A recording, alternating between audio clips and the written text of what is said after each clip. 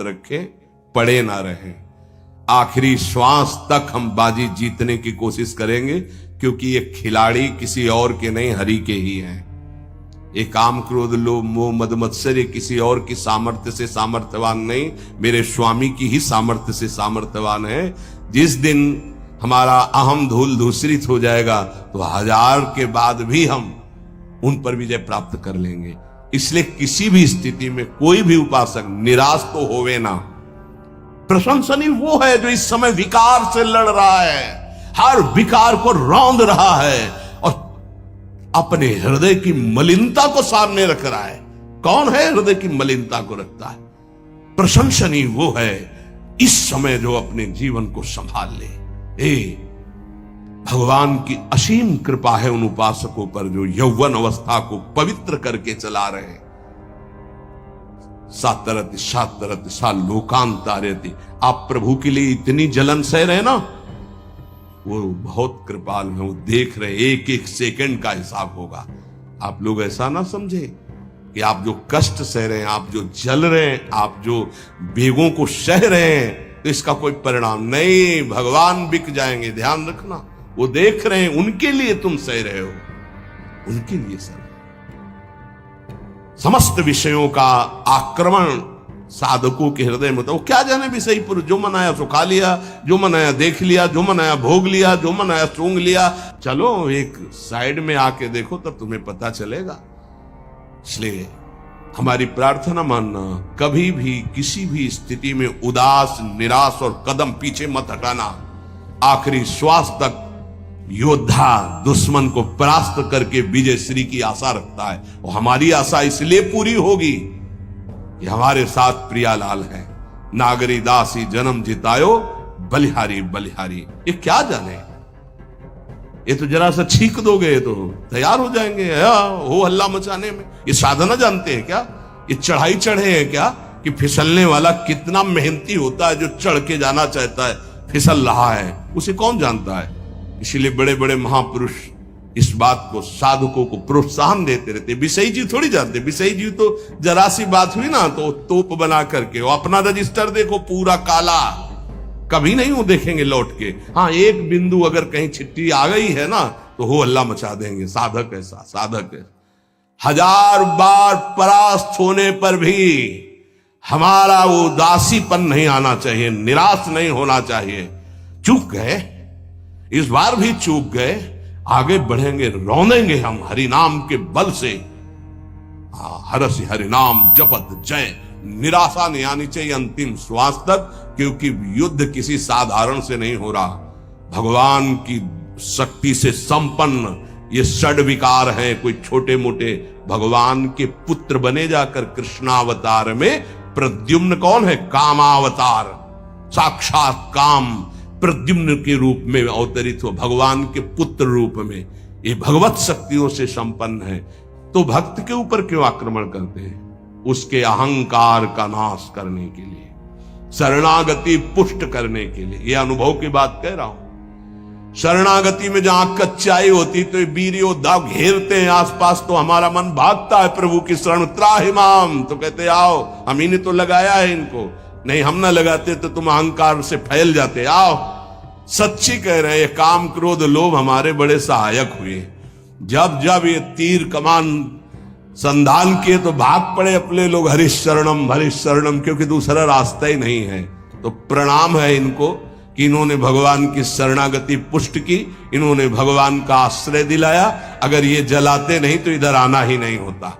और ये भगवत शक्ति से संपन्न बच सकता है तो भगवत शक्ति संपन्न ही बच सकता है, दूसरे की सामर्थ्य नहीं। 1000 बार यदि हारेंगे तो हमारे अंदर कहीं अहंकार है, इसलिए नहीं। अहंकार रहित पर इनका कहीं किसी भी तरह का प्रभाव नहीं होता। तो अहंकार रहित करने के लिए भगवान इशारा कर देते। देखो प्रश्न करके, तो क्या भगवान भ्रष्ट कराते हो? कहते नामे भक्ता प्रणश्यति, किसी भी स्थिति में मेरे भक्त का नाश नहीं होता।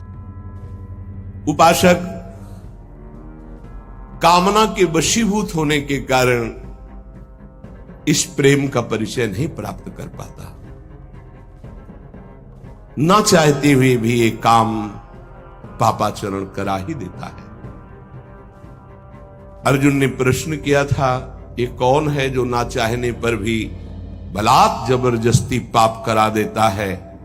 तो भगवान ने कहा, वो काम है, वो क्रोध है। ये रजोगुण से प्रकट होता है, राग से, और ये महापापी है, अर्थात महापाप कराने वाला है, महाशनो। ये कभी तृप्त नहीं होने वाला, चाहे जितना भोग लो। ना चाहने वाली बात ऊपरी है और चाहने वाली बात हृदय की है। संसार शरीरों में भोगने से सुख मिलता है, अंदर बैठा है, और ऊपर से हम कहते हैं कि हम नहीं चाहते थे पर ऐसा हो गया। नहीं, अगर ये बात अंदर बैठ जाए कि हमें नहीं चाहिए ये झूठे सुख, तो फिर कोई परास्त नहीं कर सकता। तो बोले, जानकारी होने पर भी प्रयोग क्यों नहीं हो पाता? वस्तु, व्यक्ति, क्रिया, स्थान, इससे जो हम सुख चाहते हैं उसे काम कहते हैं। किसी शरीर से, किसी वस्तु से, किसी पद से। इस काम में शब्द तो एक है पर इसके दोष अनंत हैं। शब्द है काम, और अनंत पापाचरण कराने की इसमें सामर्थ्य है। काम में इसमें अनंत विकार भरे हुए हैं। जब तक मनुष्य के भीतर ये बात बनी रहती है कि शरीर भोग से, वस्तु भोग से, पद भोग से हम सुखी हो जाएंगे, तो ये काम पाप ही कराता रहता है। निर्दोष, निर्विकार, निष्पाप होने के लिए इस काम का मर्दन करना आवश्यक है। सहने से ये नष्ट हो जाते हैं। शास्त्र निषिद्ध कर्म ये काम ही कराता, प्रारब्ध नहीं कराता। प्रारब्ध से शास्त्र निषिद्ध कर्म जो किए उनका फल आता है सुख दुख। अगर शास्त्र प्रतिपादित है तो सुख आएगा, शास्त्र विरुद्ध है तो दुख आएगा। लेकिन ये जो हमसे पाप करा रहा है, कोई प्रारब्ध नहीं करा रहा, कोई काल नहीं करा रहा, कोई ईश्वर नहीं करा रहा।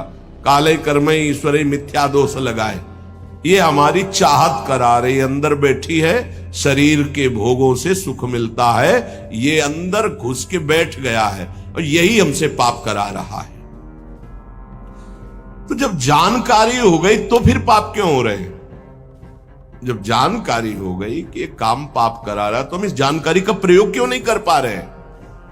तो बोले, धूमे नाव्रियते वह्निर यथा दर्शो मलेन च यथोल्बेनावृतो गर्भस् तथा तेने दमावृतम। ये ज्ञान ढक गया है हमारा, जो ढका हुआ ज्ञान, ये प्रकाशित, ये काम में नहीं आएगा। जैसे 3 उदाहरण दिए। भगवान कह रहे, धुएं से अग्नि ढक गई, मैल से दर्पण ढक गया, और झिल्ली से गर्भ ढक गया। अब झिल्ली के अंदर बच्चा है कि बच्ची पता नहीं चलेगा। दर्पण है, हम काले हैं कि गोरे हैं पता नहीं चलेगा, क्योंकि मैल से। धुआं होने के कारण पता नहीं चलेगा कि अग्नि है, पर बहुत जल्दी उसमें अग्नि प्रकाशित की जा सकती। फूंक मारो, अग्नि पैदा हो जाएगी। भगवान ने 3 उदाहरण दिए।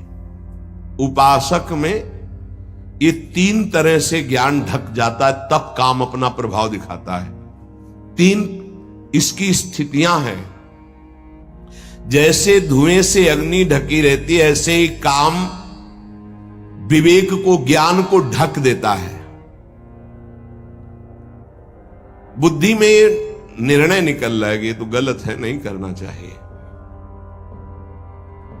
सात्विक, राजसिक, तामसिक, ये बुद्धि की 3 प्रवृत्तियां हैं, 3 गुणों के अनुसार। कर्तव्य अकर्तव्य का ठीक ठीक निर्णय करने में समर्थ है सात्विक बुद्धि। राजसिक बुद्धि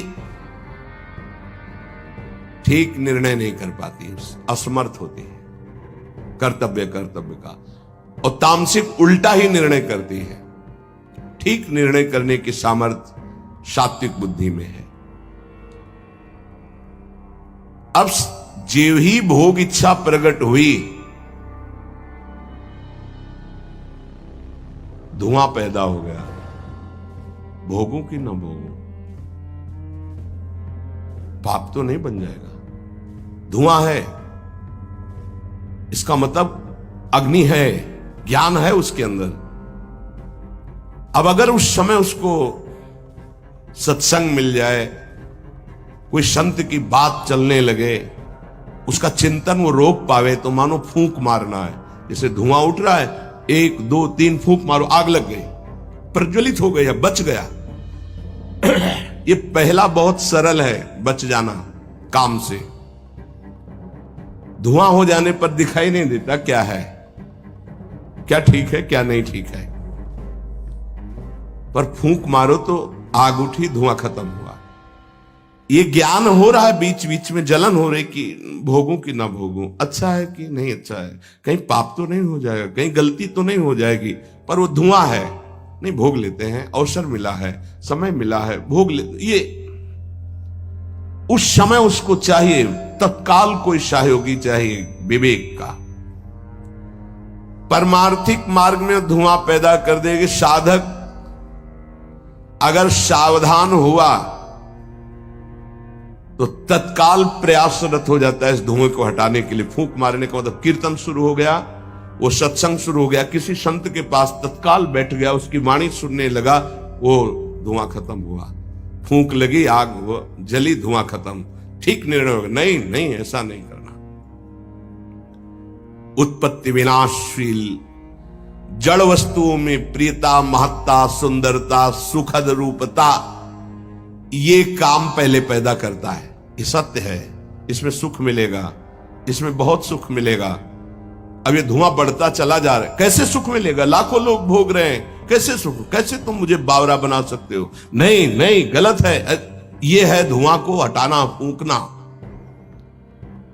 अरे अन्य शरीरों की अपेक्षा है मनुष्य शरीर सर्वश्रेष्ठ है, इसमें विवेक है। हम कैसे ऐसा पशुवत आचरण कर सकते? नहीं, अरे मन नहीं, तेरी सलाह नहीं। अब वो फूंक रहा है, आग पैदा कर रहा है, ज्ञानाग्नि पैदा कर रहा है। पर बहुत प्रवीण साधक नहीं, उससे प्रवीण मन है, वो सुख को सुख मानकर भोगने की लालसा प्रबल होने के कारण वो धुआं नहीं हटा पा रहा, वो उसी में और राग कर रहा है। प्रथम अवस्था में हटा लिया तो हटा लिया, नहीं दूसरी अवस्था में बहुत ही भयानक स्थिति हो जाएगी। ये अवस्था बदलने में देर नहीं लगती, कहने में देर लगी। दूसरी अवस्था हो जाती है दर्पण में ढका हुआ मैल। उसमें तो फूंक केवल मारनी थी कि आग प्रज्वलित हो गई, क्योंकि